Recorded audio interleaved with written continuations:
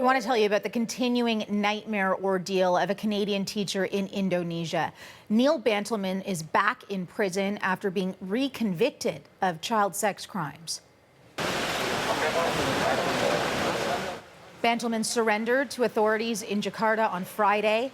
He did so after Indonesia's Supreme Court, in a stunning reversal, overturned a lower court's acquittal and increased his jail time from 10 to 11 years. Bantleman, who's originally from Burlington, Ontario, has always denied any wrongdoing. There's an option to send this case to a judicial review, and his family and lawyer plan to ask for that, hoping to introduce new evidence uncovered by a CBC Fifth Estate investigation. Now, joining us for more in her first interview since the court's ruling is Tracy Bantleman. She's live in Jakarta. Tracy, how are you doing, and how is your husband doing now? You know, my husband has shown such bravery over the last 48 to 72 hours. I just can't tell you how proud I am of him for this travesty of justice that he has had to face in Indonesia for a second time. When was the last time you spoke with him? Well, the last time I spoke with him in person was when he was taken away from me at the airport when we returned willingly to Jakarta on, as you said, late Thursday night, Friday morning. And what was that conversation like when you knew he was going right back to jail? What do you say to each other? We say to each other to remain strong and calm. In a situation like this, you know, you have to use every little bit of resilience and diplomacy to hold your head high in the face of injustice. And that resilience is hopefully this judicial review that you're looking to. Do you have a timeline on that? When could that happen for you? Yes. Essentially, our legal team needs to wait for the full verdict from the Supreme Court, and that could take up to a month. After that, the verdict will go back to the South Jakarta District Court, and from there, our lawyers can immediately process a judicial review. And what can come out of that, Tracy? A judicial review is actually mainly a review of the legal process and the policies and procedures legally, whether or not they were followed in this case. As you know, this case has been fraught with irregularities.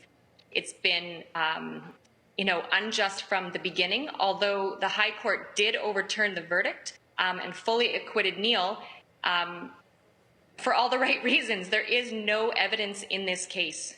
Right. The CBC's Fifth Estate uncovered even new evidence since his acquittal before this reconviction that showed one of the victims claimed to have gotten an STD during the alleged assault, and then the Fifth Estate tested that boy and he came out clean. He didn't have an STD. So are you going to be introducing that in this judicial review? Yes. So essentially, the judicial review focuses on the legal procedures and the errors.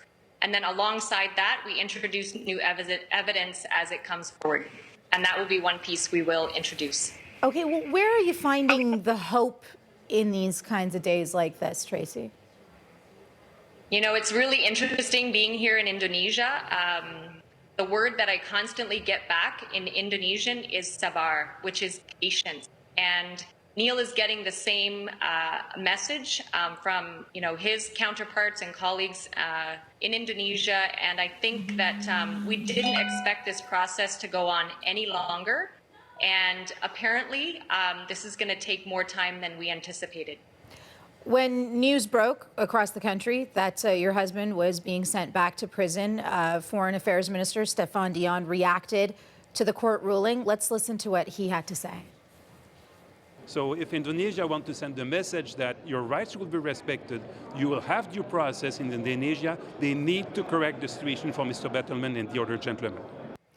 What sort of treatment are you getting from the Canadian government? How would you describe it, Tracy? Well, first of all, I would like to thank Minister Dion for making that very clear statement. It is absolutely true that Indonesia needs to rectify this decision. This is an absolute outrage.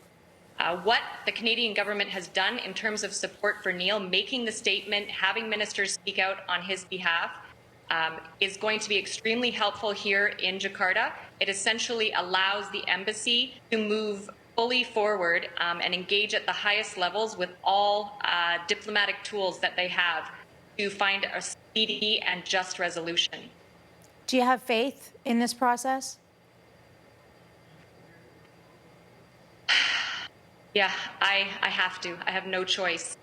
That's where we're at, and I certainly have to believe that truth will prevail. Neil and Ferdy and their colleagues, the innocent cleaners, are honorable, respectable people, and this crime never happened. There is no evidence, and the innocent need to be given full respect under Indonesian law. It's an outrage. It needs to be corrected. Is this judicial review your last attempt? Is there anything else that can be done? As far as I know, the judicial review is the last step in the legal process, and I'm assuming after that, diplomatic processes would take over. So when you think about that, Tracy, and you think about the last couple of years for you and your family, where do you find the headspace to keep going?